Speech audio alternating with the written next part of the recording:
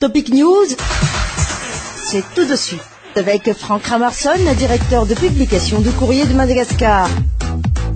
Et nous sommes samedi sur Topic News avec le directeur de publication du Courrier de Madagascar, Franck Ramarson. Bonjour Franck. Bonjour Prisca et bonjour à tous nos auditeurs de ce matin. Alors Franck, que peut-on dire? Enfin on voit le grand sourire éclatant de nos dirigeants actuellement. Victoire du maquis, on attend aussi que les maquis gagnent Cannes. Ce sera un grand événement si l'équipe nationale de rugby gagne Cannes face à la Namibie. C'est vrai qu'ils ont mis au tapis ce qu'on appelle les lions de l'Atlas, les Marocains, et qu'il y a eu quand même un sourire, comme vous dites, qui est affiché parmi nos dirigeants, puisqu'il fallait quand même des pains et des jeux pour amuser la population, pour leur donner un semblant de fierté nationale, parce que le pays est vraiment tombé si bas, mais aussi pour cette population tanarivienne qui sombre dans cette pauvreté, qu'elle a pu, je dirais, oublier les souffrances quotidiennes pour une fois. Mais ça a été quand même dégâché par des échauffourées dès le premier jour. Et ça n'a pas empêché de cacher quand même les difficultés, puisque on n'a pas pu soigner les blessés, puisqu'il y en a quand même une vingtaine, parce que on a vu les excès de zèle de forces de l'ordre qui ont été obligés donc d'évacuer ces blessés vers l'hôpital en Péflou, qui ont réquisitionné donc les grévistes qui n'étaient pas contents. Là donc c'était revenir à la dure réalité des revendications de certains corporatistes, et qui a amené quand même déjà aussi à des arrestations arbitraire, les dirigeants des paramédicaux. Mais cela a aussi renforcé la position des grévistes, aussi des syndicats. Cela a renforcé la position des syndicats, mais cela aussi donc montre bien combien les réponses donc du gouvernement, de l'État, ne sont pas du tout adéquates face à la situation. Là, je pense que cet excès de zèle, même s'il n'aime pas ce mot, du général Ravalman,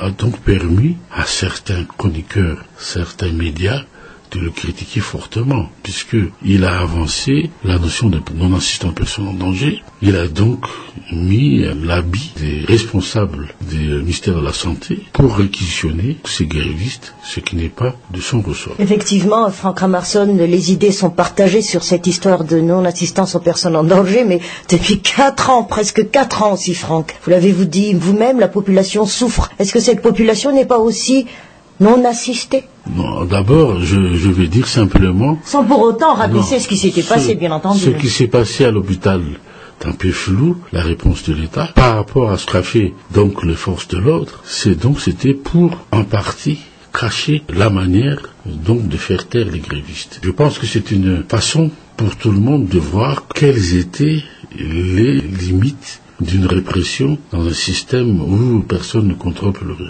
Je repense à ce que vous avez dit tout à l'heure, et je reprends que la population, effectivement, depuis 4 ans, depuis fin 2008, avec donc ce fameux coup d'État, est vraiment en danger de mort. Il y a donc combien de morts il y a eu depuis 2009, et combien de morts, je ne dirais pas par rapport à la répression sanglante qu'il y a eu, mais par rapport aux conséquences de la crise politique. Et ces gens-là, et ça continue jusqu'à présent, tant qu'on ne règle pas la crise politique, il y a autant aussi donc de gens qui sont en danger de mort quelque part dans des coins reculés, même dans les grandes villes, à cause de la sécurité, à cause du chômage, à cause de la précarité de la vie de ces personnes qui ne vivent plus avec les moyens qu'il faut, mais en dessous de ceux de la pauvreté, c'est-à-dire moins de $1 par jour. Franck Ramarson, on dit souvent qu'on fait trop référence à ce que disent la communauté internationale par rapport aux droits de l'homme, par rapport à beaucoup de points négatifs, par rapport à des principes, en fait,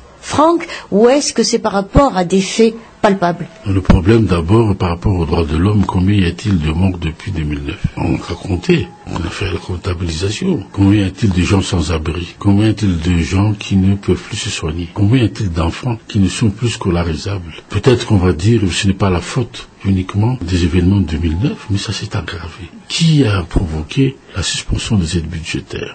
C'est pas le comité international. Ce sont ceux qui n'ont pas suivi les indicateurs internationaux pour gérer une bonne gouvernance. Donc moi je pense que maintenant il faut de plus, je dirais, voir voiler la face derrière ces genres d'accusations contre la communauté internationale. Il faut juste de voir les choses, comment sortir le pays de cette crise qui ne fait que perdurer et que la population, je dirais, est impuissante face à cette intransigeance des hommes politiques malgaches qui ne veulent pas s'entendre. Et c'est peut-être pour ça que fait un enchaînement peut-être incongru. Pourquoi l'ambassadeur de France a insisté, après avoir remis ses lettres de créance, à ce que le monsieur Ravalman, le monsieur Raduel doivent s'entendre pour pouvoir sortir donc une nouvelle donne pour qu'on reprenne les aides après, parce que on s'attend quand même à des résultats importants lors de leur réunion. Rencontre sans préalable ou avec préalable? Comment vous voyez-vous Courrier de Madagascar? Ce n'est pas à M. Raduel de poser des préalables, parce qu'il est mal placé. Il est monté au pouvoir, peut-être grâce en partie aux manifestations populaires, mais grâce aux trois quarts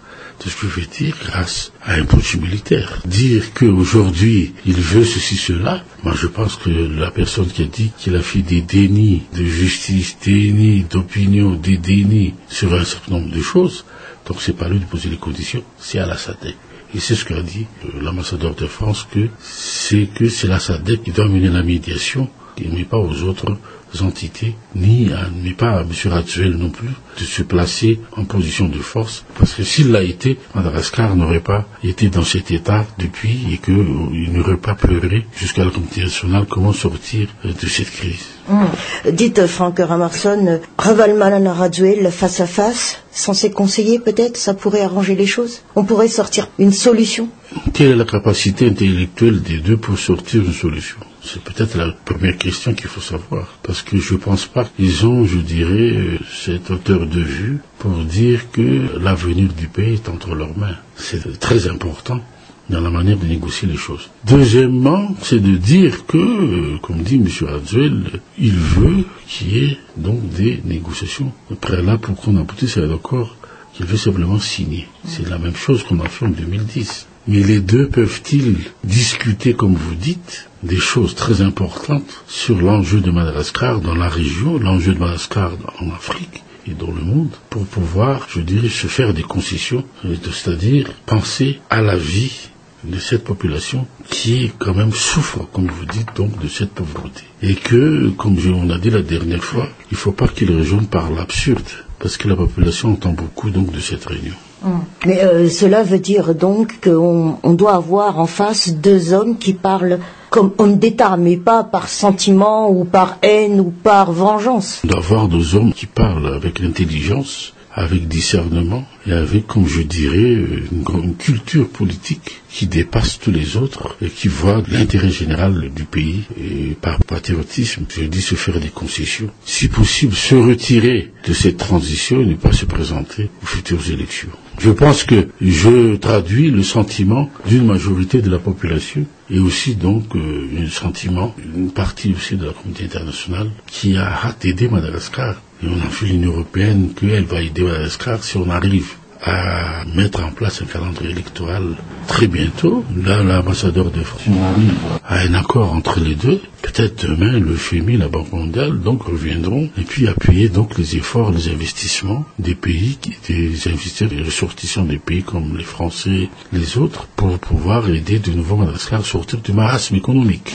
Et pourtant, ailleurs, on dit aussi que le Premier ministre Omer Birzik revient bredouille. Revenir bredouille, et le communiqué est très clair, faire une mise au point pour le déblocage des 100 millions d'euros, c'est-à-dire comment gérer ces aides humanitaires. Parce que ce sont des aides humanitaires, les 100 millions d'euros qui concernaient aussi l'éducation, la santé, aussi avec cette somme, augmenter les revenus agricoles. Il était là-bas, à Bruxelles, à ce que je crois aussi, pour un dialogue politique. C'est-à-dire que faire un état des lieux de la situation malgache pour pouvoir demain débloquer une partie du montant du FED qui était attribué à Madagascar. Et aussi, comme je vous l'ai dit tout à l'heure, rassurer l'Union européenne, c'est ce qu'il a su faire, pour qu'il y ait un déblocage, donc juste après, je dirais, la publication du calendrier électoral pour les élections. Je suis un peu étonné quand on voit qu'une interrogation décrit que monsieur le Premier ministre Birzik n'a pas été reçu par monsieur Louis Michel, qui a refusé de le voir. D'abord, il faut se poser la question, est-ce que monsieur Birzik a demandé une audience à monsieur Louis Michel? Moi, je crois que non. Il faudrait savoir que l'année dernière, dernière, au mois de septembre,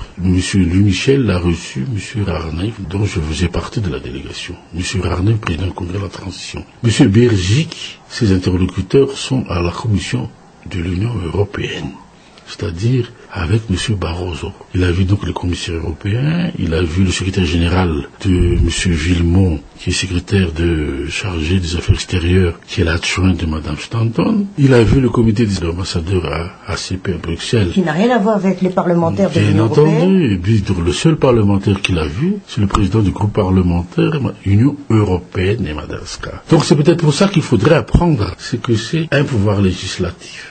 Exécutif. Donc M. Bergic n'a pas d'interlocuteur comme Louis Michel. Je ne pense pas qu'il ait envie de discuter avec M. Louis Michel, qui n'est pas son vis-à-vis. C'est ça le problème ici à Madagascar. C'est les extrémistes. Les extrémistes, et puis qui ne connaissent rien dans la diplomatie. Et c'est pour ça que ce pays a toujours des dysfonctionnements, quelque part. Ce n'est pas uniquement du côté de Marc Ravalman, c'est aussi peut-être du côté du pouvoir. Mais comme il n'y a pas assez de communication, comme on l'a dit, donc tout le monde dit n'importe quoi, et on verra ce qu'on va déclarer ce matin le Premier ministre sur votre voyage d'Europe. Un dernier point, Franck Ramarson sur Topic News pour ce samedi. Lors de la présentation de créances, Monsieur l'ambassadeur aussi a parlé de la France-Afrique. La perception de ces dires pour Courrier de Madagascar. Pour nous, donc, là, Monsieur l'ambassadeur, Son Excellence Monsieur Jean-Christophe Béliard, n'a fait que renforcer les orientations donc faites au dernier message de son prédécesseur, M. Jean-Marc Châtaignier, qu'il faut dire donc qu'il y a eu beaucoup d'eau dans le vin de l'ancien représentant français qui était pro-Radziwiłł. Il faut d'accord que je dise parce que l'ancien ambassadeur a beaucoup, je dirais, chamboulé vers les années 2010, donc la médiation avec la SADC. D'ailleurs, il y a beaucoup de brouillage en ce temps-là. Mais ce qui rassure tout le monde, c'est que M. Jean-Christophe Béliard a renforcé notre position maintenant, c'est de suivre les recommandations de la SADC et qu'il ne fait qu'une expression, une opinion comme une autre et qui ne va pas influencer sur les décisions de la communauté internationale. Ce qu'on veut dire sur la France-Afrique, c'est que la France-Afrique, c'est comme un gros bateau. Donc c'est pas facile de l'arrêter, mais elle est en fin de parcours. Donc comme vous savez, actuellement, le président Hollande a reçu M. Ali Bongo, qui est quand même quelqu'un de très controversé, qui est le fils de Omar Bongo, feu Omar Bongo, mais ça fait sujet à débat. Mais ce qu'il faut savoir, c'est que ce qu'a dit l'ambassadeur M. Jean-Christophe Béliard, c'est qu'ils veulent maintenant avoir de partenaires, une autre Afrique plus responsable, qui est quand même en termes, je dirais, de croissance économique à un taux qui va aller vers les 2 chiffres. Et donc, commence à être en bonne santé. L'Afrique est en bonne santé, sauf Madagascar à cause de la crise. Mais il faut savoir que tous les investisseurs du BRICS, tous, je dirais, les investisseurs du Golfe, la France aussi, vient de le dire, ils vont poursuivre leurs investissements à Madagascar quand le FMI sera donc sur place. Donc ça veut dire qu'il y a de l'avenir dans ce pays, mais avec des hommes nouveaux, et espérons que il y aura réellement le vrai changement, pas celui qu'on a actuellement, puisque ça a tardé à venir.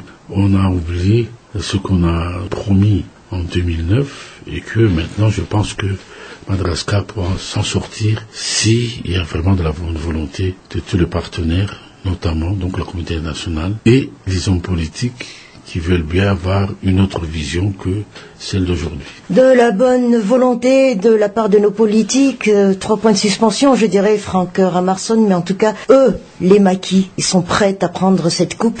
Et bon week-end, Franck. Donc vous voulez dire, Prisca, que nos hommes politiques, si brillants, sont considérés comme des maquis? Loin de là.